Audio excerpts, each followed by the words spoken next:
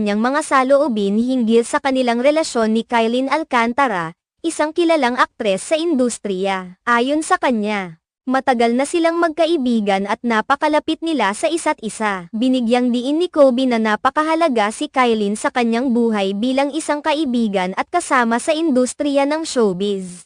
Sa gitna ng mga spekulasyon at usap-usapan sa social media, nilinaw ni Kobe na hindi pa niya tinatanong si Kylene na maging karelasyon. Iginiit niya na masaya silang magkasama bilang magkaibigan at hindi pa sila nararating sa puntong pag-uusapan ang tungkol sa romantikong relasyon. Sa halip, itinuturing niya si Kylene bilang isang taong espesyal at malapit sa kanyang puso dahil sa kanilang matibay na pagkakaibigan. Ang pagiging matapat at bukas ni Kobe ukol sa kanilang sitwasyon ang nagpatibay sa kanyang respeto sa pagkakaibigan nila ni Kylene. Hindi nagtago si Kobe sa mga tanong at nagpahayag ng malasakit